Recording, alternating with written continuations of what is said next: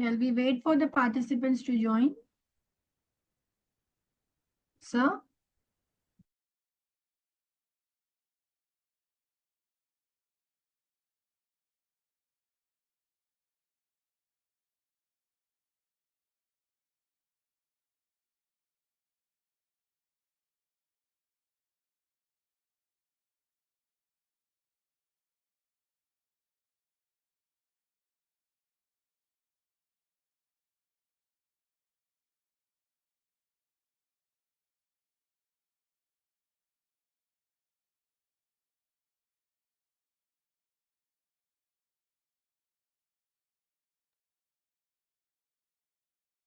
Well,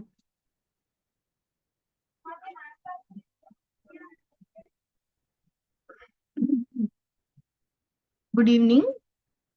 See, we were discussing, no, all about economic environment. We have seen economic policies, economic systems, and financial markets, financial institutions, and all.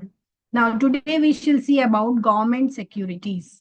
What are government securities? It's a tradable instrument, you can say, issued by the government. Okay, so that includes bonds, treasury bills, which are issued by the government, whether central or state, okay, for the purpose of raising public loans. These securities, no, they are usually referred as gilt edge securities, because no repayments of principal and as well as interest, they are totally secured. Okay, and these are no being the first charge on the nation's purse, we can say, right? The government securities, they are classified into three categories depending upon their maturities. Okay, if it is long dated, it's a long government securities. Okay, long dated government securities. Then medium dated government securities, short dated government securities. Okay, long dated securities, they have maturity period of exceeding 10 years, so a big gap is there. So 10 years of maturity is given to these long dated government securities from the issue date. Medium date, they are from 5 to 10 years, and short dated securities, they are for a period of 5 years. So depending on this, the especially on issuing bodies, such again these securities are divided into five. One is central government securities, that is a tradable instrument being issued by the central government. And if it is by the state government, it is by state government, then it is a state government security. And the third category is securities which are guaranteed by the central government. Okay, they guarantee. Okay, in case if any financial institutions are not able to pay and all, they would be guaranteeing it. So, like IDBI, ICICI, IFCI, and all. Securities guaranteed by state government for state institutions, especially, like state electricity boards and housing boards. Then treasury bills issued by RBI. So these securities, no, they what they are doing, what their function is, no, they are especially promotional functions and development functions. And they are providing us finances. One source of funding these activities by selling no gilt edge bonds and securities sold in the capital market, right? These issues, uh, you should bear in mind that some government agencies are also connected with infrastructure like ports, national highways, development agencies, electricity board, etc. So they also have a resource in these capital markets, and they mobilize these funds through issue of bonds and securities, commercial banks, insurance companies, provident fund agencies, and they invest in these gilt edge bonds and securities. Okay. Next, we'll move to industrial securities market. This business corporate, they largely mobilize funds from stock markets. They want, if they want any development activity, like expansion of their business or modernization of their business, or diversifying their activities and all, so they will be mobilizing the funds. They are getting the funds from stock markets. How? through issue of no industrial securities. And these industrial securities can be of these three categories: ordinary shares, preference shares, and debentures or bonds. Okay. Now, what are these? You might have learned in your business organization and management. We'll just have a recap of this. See, ordinary shares, they are the corporate through public issue of shares, they mobilize funds from the market for fixed capital investments.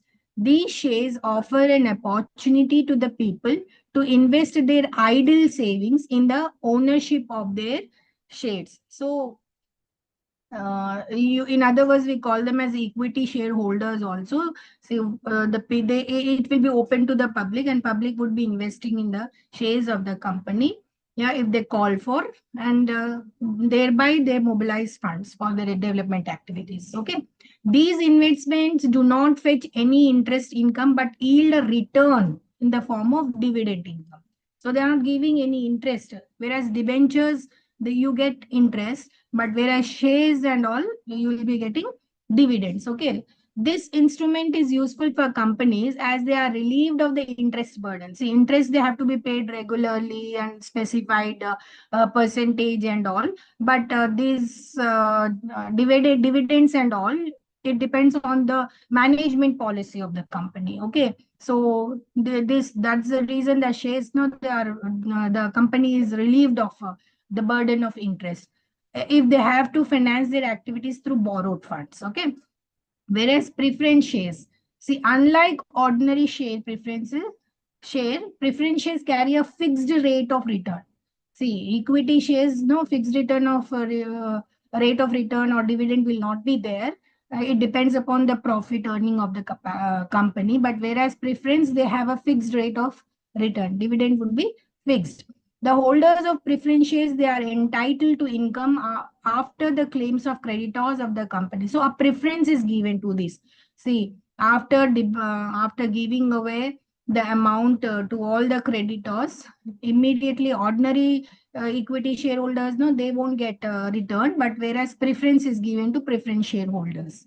Okay, after, but before ordinary shares, as I told you, preference shares, they are further again, no, they are classified into cumulative preference shares, non-cumulative preference shares, convertible preference shares, non-convertible preference shares, redeemable preference shares, and non-redeemable preference shares, participating preference shares, and non-participating preference shares. Okay, next is debentures or bonds. So these are issued by the companies to mobilize funds carrying a pre-specified rate of interest with a fixed time limit for repayment. So, see, that's why they are given interest, debentures and bonds, because specified rate is fixed, specified time limit is there. You have to repay back during that period.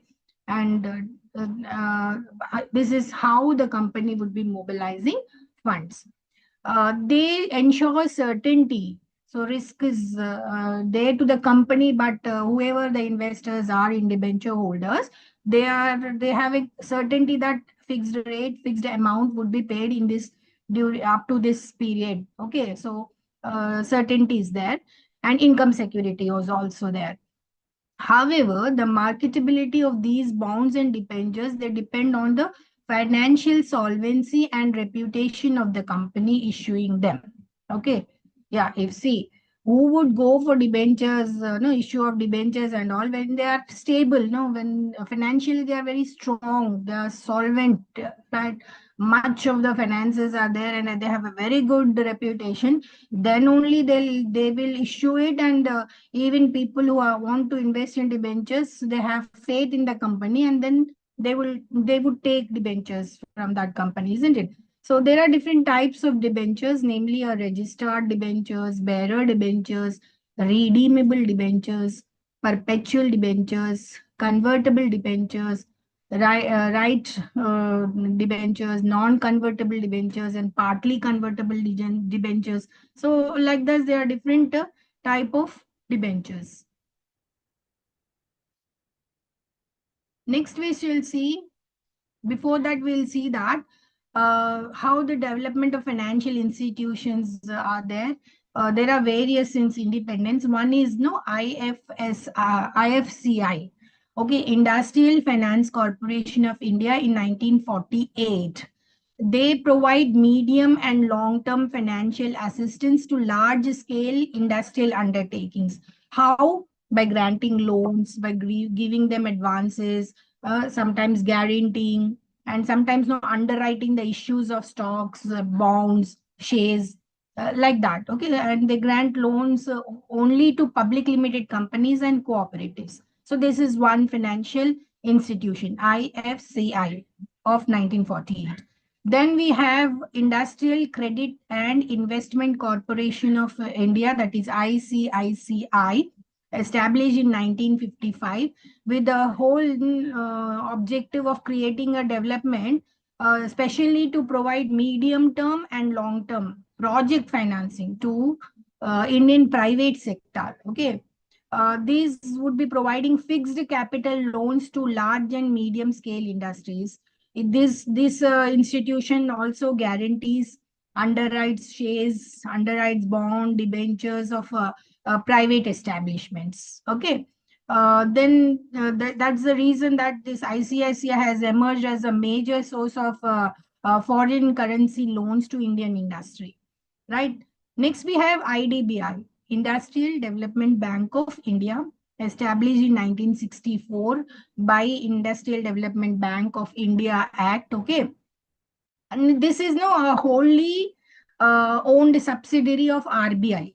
Okay, and it is a, we call it as a very topmost apex refinancing agency for industrial sector.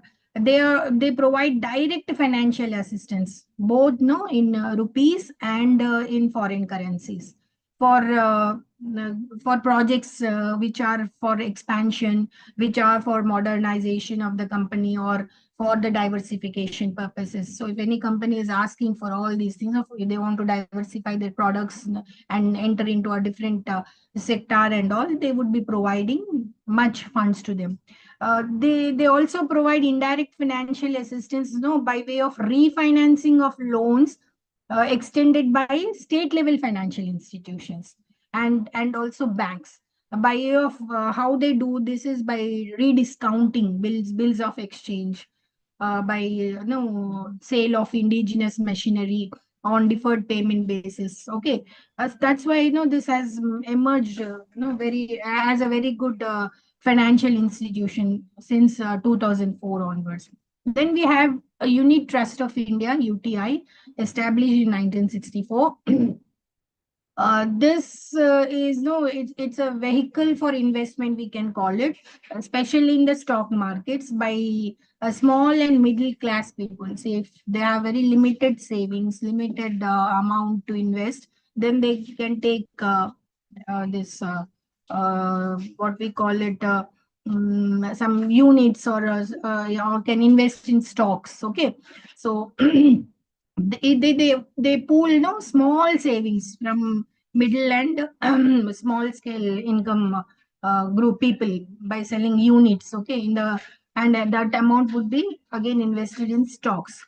It won't pay interest, but instead it gives excuse me, it gives a return on their investment, same in the form of dividends as shareholders gets. Okay, that's uh, that's the reason that small savers, they have an opportunity to share the benefits and fruits of industrialization. Next, we have Bank. We call it as Export Import Bank, established in 1982 under the Export Import Bank of India Act 1981. What it does is it is coordinating the working conditions, engaged specially in financial export and import of goods and services. The main objective of this is to promote international trade. Okay, and they also do some activities like providing corporate finance, line of credit, export credit, export services, credit to small and medium entrepreneurs, agro finance, and corporate finance, film financing, and buyer's credit as such. Okay, then we have NABARD, National Bank for Agriculture and Rural Development, established in 1982. They are providing no long-term operations fund and agricultural credit. Okay, so it's a apex bank, we can call it, for agriculture and rural credit. And this is acting as a link between no RBI and rural credit structure. And the main function is to refinance the rural credit of commercial banks and regional rural banks and cooperative banks. They are providing direct assistance to rural infrastructure schemes, irrigation projects, and other rural development projects of state and government when it is related to agriculture. Then we have Small Industries Development Bank of India, we call as SIDBI, established in 1990. Okay, they are financing micro, small, and medium enterprises, and they are coordinating the functions of those institutions which are engaged in same such activities, similar activities. They are supporting MSMEs, and they are providing direct finance in the areas like risk capital, sustainable finance, receivable financing, service sector financing. So it's a fully owned subsidiary of IDBI. So that's why it's a SIDBI. Okay, Small Industries Development Bank of India. And lastly, we have primary dealers. We call them PDs. Name itself is saying that they are primary dealers. After obtaining license from RBI, they operate in primary market and they buy government's securities. How? Through auctions. Okay, they buy those government securities by auctions, and they also participate in open market operations. These are some of the financial institutions.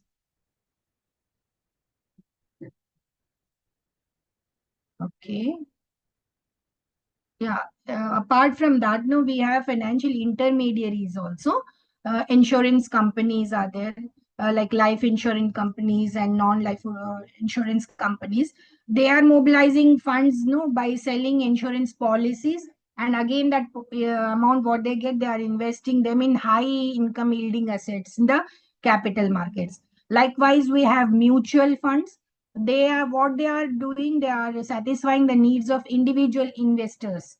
How? By pooling funds from a large number of small savers, and their main whatever they get, they are again investing in stock markets. Then we have non-banking financial intermediaries, like no non-banking, their main business is no receiving deposits under any scheme or arranging and lending in any manner, by via financial companies or leasing companies or loan finance companies and investment finance companies. Okay, then we move to, yeah, regularity. See, we have seen different types of financial institutions and how they are, but there would be some regulatory authorities of Indian financial system. Very first, apex one is RBI, Reserve Bank of India. So that's this a leader in money market. Okay, with the responsibility of what? Of controlling and acting, controlling credit especially, and controlling the and acting as a custodian of nation's monetary, gold and foreign exchange reserves. So what RBI is doing, it's controlling commercial banks, and ability to create credit through quantitative and qualitative selective credit control, we can say. And uh, open market operations, cash or reserve ratio, and statutory liquidity ratio. These are all the quantitative credit control investments. Whereas no moral suasion, direct action, credit rationing, consumer installment credit controls, and publicity, they are selective credit controls. So, in addition to these instruments, RBI has having special additional powers also to control these financial market institutions. Okay. Next, we have Securities Exchange Board of India. We call it as SEBI. The growth of the stock exchange transactions, they have resulted in the growth of even stock exchanges, and sometimes some malpractices also have increased. So various malpractices are there. You can call like price rigging is there, unofficial premium on new issues, delays in delivery of shares, violation of stock exchange rules and regulations. So when such malpractices are there, that would be affecting the confidence of the customers.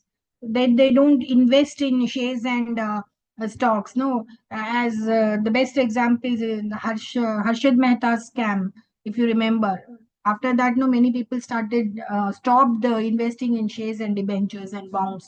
So in order to overcome all these malpractices and all, SEBI has been established as a non-statutory body in 1998, especially to regulate the functions of securities market and promote no orderly and healthy developments in the stock market, right? And the main basic objectives of this is: number one, to protect the interest of investors in securities; number two, to promote the development securities market; number three is to regulate the securities market and all other matters connected with securities market; and the fourth one is no to prevent fraudulent malpractices, because the main intention to establish this SEBI is to stop the malpractices like price rigging and all. No, so to protect their interest, how? By way of self-regulation of business and statutory regulations. And the last one is to regulate and develop a code of conduct, yeah, some rules and regulations and all for intermediaries, especially for brokers, underwriters, etc. So for that, all these things, no, SEBI is doing three functions. Number one is legislative function, number two is executive function, and number three is judicial function. Now apart from these, other functions are also there. Whatever the object is for which it has been set, that would be the other functions. Okay. See, legislative function now, what it is doing, it is drafting some rules and regulations, especially related with all various instruments. Yeah, bills of exchange and promissory notes and all, no, legal tender, all these things, various instruments and institutions, imparting IDBI and all these institutions and all. For all these big things, they are drafting rules and regulations. Okay. Executive function, whatever being rules and regulations, they'll just see that it conducts investigations and enforces action, whether they are done in the proper way or not. Judicial function, it passes rulings and orders on all matters and disputes relating to securities. Other functions are, as I told you, they protect the interest of investors and they promote training of intermediaries of the security markets.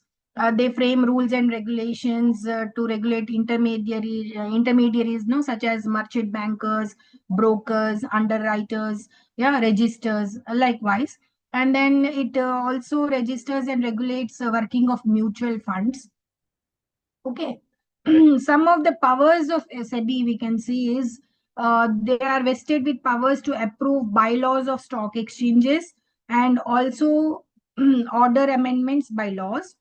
Number two is it inspects the books of accounts and call for periodical returns from recognized stock exchanges. It can compel certain companies to list their shares in one or more stock exchanges. It also has the power to register and issue license to brokers, both circuit brokers and merchant brokers. Okay. Now, the third regulatory authority in Indian financial system is Insurance Regulatory and Development Authority of India, IRDAI, established in 1999, especially following the recommendations of Malhotra Committee. This has been established. The main objectives of IRDAI is to promote the interest and rights of policyholders, to provide and ensure the growth of insurance industry, both life and non-life, then to ensure speedy settlement of genuine claims and to prevent frauds and malpractices, Fourth one is to bring transparency and orderly conduct of their business operations in financial markets, especially concerned with insurance. Okay. Then we have other part of ministries of government of India. One is Forward Markets Commission, FMC. Are these are for no forward and future contracts are contracts between buyers and sellers to buy and sell commodities or currencies or shares at a future date on pre-contracted terms and conditions relating to price and quantity of sale. So future trading is happening in the India. Okay. So it has why? Because it has many benefits. Among that, number one is it shields the traders from the risk of fluctuating prices. See, if getting a dividend when you invested in shares and all, always it is risky, right? They may get profits or they may not get. Always there's a risk because rates are fluctuating. Yeah.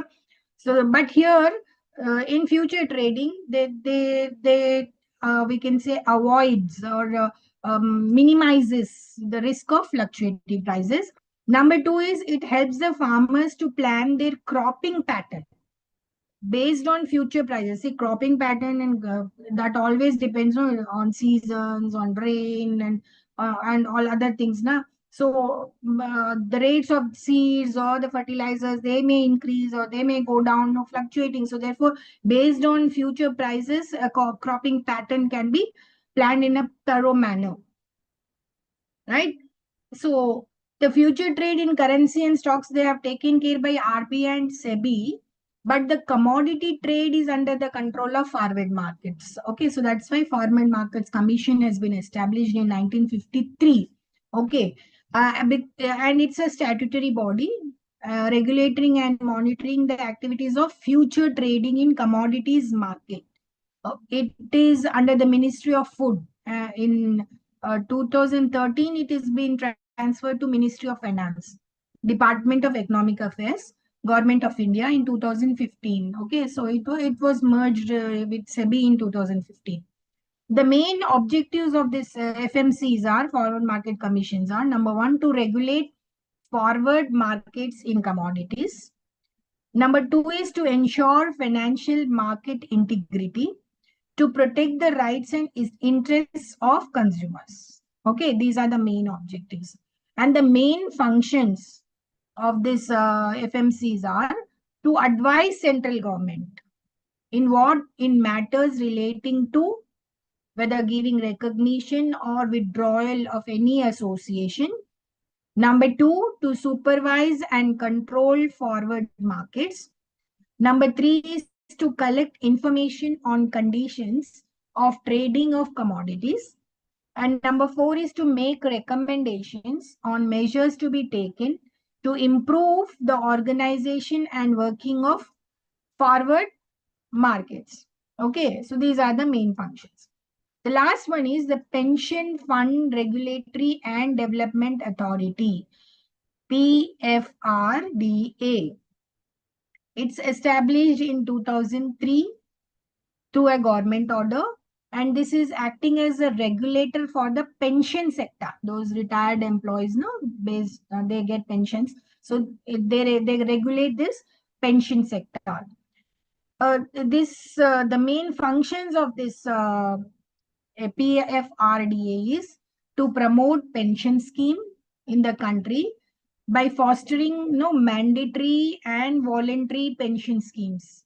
Why? Because old age people, they need some income, yeah, for their standard of living, and also for retired personnel, they would be promoting such a pension scheme that they are benefited. Okay.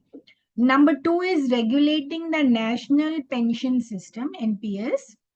Next is appointing various intermediate agencies like pension fund managers, central record keeping agency, CRA. So now old pension system has gone. Now we have a new pension system. Some of the salary of the government employees they have to contribute. Government employees have to contribute. Some the government would be adding to it, and then they are investing in some companies. And the benefits we get, they would be credited to the government employees' account. So such things, new pension scheme, no CPS has come. Next, educating the subscribers and the general public on issues relating to pension and training of intermediaries. Okay, so educating the subscribers is the main function of this PFRDA also. Then next, addressing any grievances, especially related to various pensions in the country and also of the subscribers. Now, measures initiated by the government to reform financial sector and their impact on the sector is number one, the RBI started reducing the statutory liquidity ratio and CRR in a fixed manner. By 2017, the SLR was brought down to 20% from 38.5% in 1991. The CRR in 2017 is 4% as against 15% maximum permitted by law. And deregularization of interest rates, both deposit and lending rates, started in 1991, was almost completed by 1997, except savings account and NRE deposits on the deposit side, and export credit and small loans on the lending side. All other interest rates are deregulated. In 2011, savings bank deposit rates were also deregulated, subject to a base minimum rate. So as regards CAR norms, scheduled commercial banks are required to maintain a capital adequacy ratio of 9%, while Indian public sector banks are emphasized to maintain a CAR of 12%. So the statistics is being given. I'll just go through. In 2016, out of 27 public sector banks, for 11 banks, the SAR is less and less than the minimum required. RBI came out with a policy of prescribing prudential norms on income recognition, asset classification, and provisioning for advances from 1992. So a lot of changes has happened in 1990s, okay, and way after that also. Ever since RBI started determining prudential norms and provisioning, the banks were directed to classify their assets as substandard assets, doubtful assets, and loss assets as per the norms fixed by RBI, and make provision as per the RBI norms. Okay. For quick recovery of bad debts in settlement, a separate act was passed, that is securitization and reconstruction of financial assets and enforcement of security interest act 2002. Okay. It allows banks and other financial institution to auction residential or commercial properties to recover loans. Criteria for granting autonomy to banks has been finalized in 1999, and 17 banks were identified eligible for grant of autonomy. Okay. And RBI expressed its willingness to transfer its entire shareholding in banks like SBI, NHB, and NABARD to Government of India. In 2007 and 8, the Government of India expressed its willingness to take over the entire shareholding in Israel. So you can see mergers of banks and all. RBI started liquidity adjustment facility from 2000 onwards. And what is this liquidity adjustment facility? That has emerged as principal operating instrument for modulating short-term liquidity in the economy. Repo rate and reverse repo rates have become the key policy rate, which signals the monetary stance of the company. Merger of commercial banks, as suggested by Narsimham Committee, has not materialized for long, but yeah, some of them are getting merged. It has picked up a momentum with 5 subsidiary banks of SBI, along with Bharatiya Mahila Bank merging with SBI in 2017, and some more banks they follow the same things. Okay, so By this, no, we have got an idea of what we can a comprehensive idea of financial structure and the way it functions, isn't it? As you know, the financial sector is a very important component of the country, and it is a sound functioning. They have a strong bearing on the economic development of the country. There are a number of institutions operating in financial system with their specific roles and responsibilities to discharge. We have banks, non-banking financial companies, development banks. So all these things are working for the development of the country. The activities of these agencies, they are regulated by statutory and non-statutory agencies like RBI, SEBI, and IRDAI, isn't it? So this is all we have come to know all these things in this economic environment, how it will be affecting. So as a business person or as a commerce and management student, it is a must for us to know how economic environment is influencing the business in making so that no a good decision can be made, or a good policies related to economic things happenings and in the business operations. Okay, so that's why we should know all these things, how the government securities are, how financial institutions are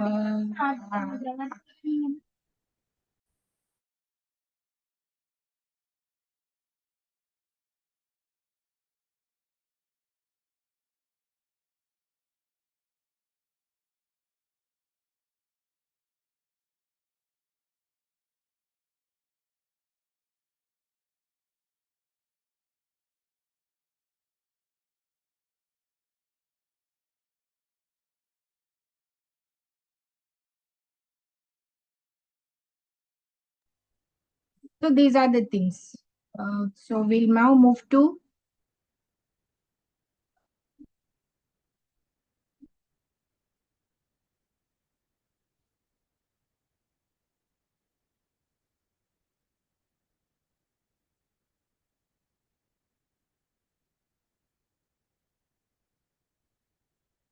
yet another environment, that is political and regulatory environment. So in this block, we'll be seeing political environment, Consumer Protection Act 1986, Foreign Exchange Management Act 1999, and Competition Act 2002, and intellectual property rights. Okay.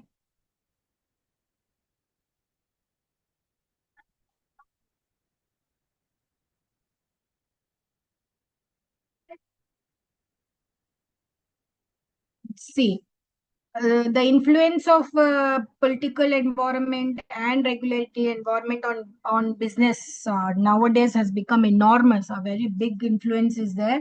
The political system prevailing in India, that decides, that promotes, that fosters, that encourages, that shelters, that directs, and that controls what business activities of the country. So a political system which is stable, which is honest, which is efficient, and which is dynamic, then we can ensure political participation of the people. Then they can assure personal security to the citizens. Then there is a possibility of economic development, isn't it? The rich countries of today, they own their success mainly to political systems. Okay, they are richly enjoyed. Political environment, what it is the totality of political processes that determine the efficacy of the government as political system. Policies involving relation, international and external, okay, or external relations, social, economic, or institutional, and policy making, then that would decide the power and authority, okay, in that particular country. The political system under democratic dispensation, especially like ours, it's a big, democratic country. This comprises three structures. Yeah, your three levels we can call it. Number one is central government. state government, local government, and in each level there are three different roles: legislative role, which makes laws; executive role, which is implementing those laws which are being made by legislature; and then judiciary role, which interprets the law. Okay, central government, we have legislature, parliament we call it, a law making body, and they contain all MPs, yeah, members of parliament. You can see there's an election scenes all over the world. No, there are 5 phases for this MP elections going on in India, and a huge things happening uh, in on June 4th in Telangana, especially, isn't it right? Okay, then executive, a law executive body that would constitute prime minister and his council of ministers. And then we have a judiciary, a law interpreting body, and supreme apex a court is Supreme Court. Okay, in this is the structure of a central government. Then it's state government, we have legislature, a lawmaking body, sometimes we call it as Vidhan Sabha or Legislative Assembly. They constitute or consist of members of Legislative Assembly, MLAs. Executive, it's a law executive body, chief minister and his council of ministers. So they would be making policies and all. And then judiciary, a law interpreting body, and we have here apex court at the state level is High Court. Then we have local government, legislature, a law-making body. We have municipal council or Zilla Parishad, and they consist of councillors, or we call them corporators in our urban areas, and ZP members in Mofussil areas, okay, rural areas and all. And then executive, a law executive body, we have municipal commissioner and his team, or CEO of Zilla Parishad and his team. And judiciary, we have a law interpreting body, and we have district courts. Okay. Yeah. Next very important thing to know in political environment is constitution, our constitution, yes, of India, because no, it's a significant document which is very fundamental for no for the governance of the country. It has economic significance with so many implications, right? The constitution of our country is the product of not of political revolution, but much research is being done, much deliberations have been done, and eminent representatives, they have come together and drafted this big thing called Indian Constitution. Yes. Uh, the Constitution of India, as I told you, it's a supreme law of India. It lays down what the framework of defining fundamental political principles, establishment of the structure, then procedures, powers and duties of government institutions, and that they set out no fundamental rights, directive principles, and the duties of citizens. Okay, it's the longest written constitution of any country in the world. And this no the nation is or the constitution uh, chaired is none other than Dr. B.R. Ambedkar, and he is regarded as the chief architect of our Indian Constitution. What it has declared India as a sovereign, socialist, secular, democratic republic, assuring its citizens justice, equality, and liberty, and endeavors to promote fraternity among them. So, if you want to know the whole constitution of our India, it's our duty to know the first page of our constitution, which we call it as preamble. It's very important. The whole structure of constitution we can understand, and the whole political scenario, how it could be in that particular country, can be understood. Okay.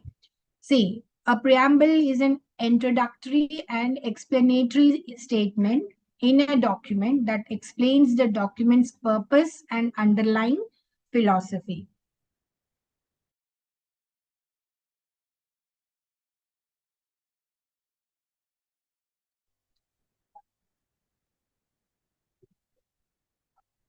We, the people of India, have solemnly resolved to constitute India into a sovereign, socialist, secular, democratic republic, and to secure to all its citizens justice, social, economic, and political, liberty of thought, expression, belief, faith, and worship, equality of status and of opportunity, and to promote among them all fraternity, assuring the dignity of the individual and the unity and integrity of the nation in our Constituent Assembly. This 26th day of November 1949, do hereby adopt, enact, and give to ourselves this Constitution. See, the first page of our Indian Constitution is telling us everything.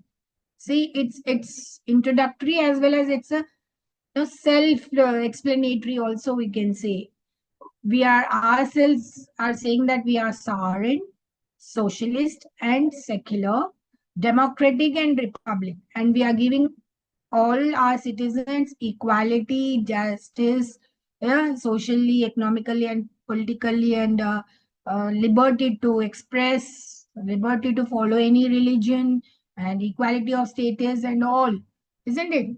Such a beautiful constitution is being provided. So preamble is a part of constitution, right? It indicates what the basic structure of our constitution. And it sets out the aims and aspirations of the people, and it contains the basic objectives of the constitution, such as, no, when you look into that words, you can understand, no, to secure to all its citizens social, economic, and political justice, liberty of thought, expression, belief, faith, and worship, equality of status and opportunity, to promote among them fraternity, to secure the dignity of the individual and the unity and integrity of the nation. So, the main purpose of this preamble, no, is to clarify who has made the constitution, what is its source, what is the ultimate sanction behind it, what is the nature of polity, yeah, which is to be sought to be established.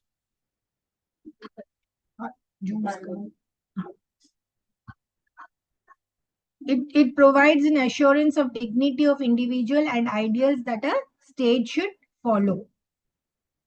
Next, we have fundamental rights. See, people often talk about rights but do not know what does the term no right means. See, these rights, no, they are the rules of interaction between people. They place some constraints and obligations upon the actions of the state and individuals or groups. For example, if one has a right to life, this means that others do not have the liberty to kill him or her, isn't it? So rights are defined. They're defined as claims of an individual that are essential for the development of his or own self, that are recognized by society and state. These are no legal, social, ethical principles of freedom, or entitled, and are the fundamental normative rules about what is allowed to people or owned to people according to some, no, legal system, social convention, sorry, or ethical theory. So rights are often, no, they are considered fundamental to civilization, being regarded as established pillars, we can say, of society and culture. So among them no, right to freedom. is one thing. You'll all agree that freedom is the most cherished desire of every living being, isn't it? Human beings definitely want and they need freedom. You also need some freedom. The Constitution of India is providing right to freedom to all citizens. This right is stipulated under Article 19 to 22, and these are the four categories. Six freedoms under Article 19: freedom of speech and expression, freedom to assemble peacefully and without arms, freedom to form associations and unions, freedom to move freely throughout the territory of India, freedom to reside and settle in any part of India, freedom to practice any profession or to carry on any occupation, trade, or business. So this is in Article 19. So likewise 20, 21, and 22. Okay.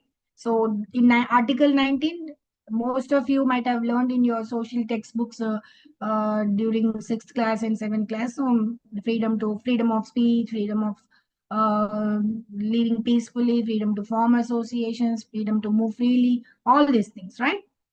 Then we have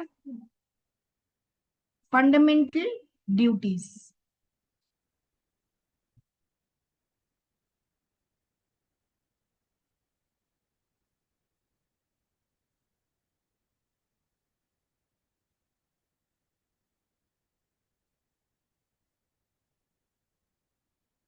Yeah. Before moving to that, as I told you, 19, 20, 21, and 22, Article 20 is talking about protection in respect of uh, conviction for offenses. So no one can be convicted for any act that was not an offense at the time of its commission, and no one can be given punishment greater than what was provided in the law prevalent at the time of commission. So it's protection in respect of conviction for offense. It is in Article 20. Then Article 21 is talking about protection of life and personal liberty. Okay. No one can be deprived of his or her life or personal liberty except according to the procedure established by the law. And the Article 21, 22 is telling about protection against arrest and detention in certain cases. Okay. See, whenever a person is arrested, he or she should be informed as soon as it is possible of the grounds for arrest and should be allowed to consult and to be defended by a legal practitioner of his or her choice. And moreover, the arrested person must be produced before the nearest magistrate within 24 hours of such arrest, excepting a person who has been arrested under preventive detection law. The case of the person arrested under this law has to be referred to an advisory board within a period of 3 months of his or her arrest. Okay, so these are there. In other words, right against exploitation, prohibition of traffic in human beings and forced labor, prohibition of employment of children in factories, a right to freedom of religion, cultural and educational rights, protection of interests of minorities, rights of minorities to establish and administer educational institutions, right to constitutional remedies, right to education. So these are all the rights. Okay, so we have to enjoy rights and then perform our duties also. So, what are the fundamental duties?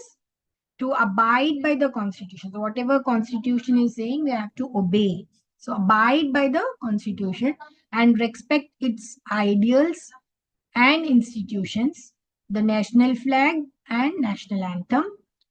Second is to cherish and follow the noble ideals which inspired our national struggle for freedom, to uphold and protect the sovereignty, unity, and integrity of India, to defend the country and render national service when called upon to do, to promote harmony and the spirit of common brotherhood amongst all the people of India, and to renounce practices derogatory to the dignity of women, to value and preserve the rich heritage of our composite culture, to protect and improve the natural environments, including forests, lakes, rivers, and wildlife, to develop the scientific temper, humanism, and the spirit of inquiry and reform, to safeguard public property and not to use violence,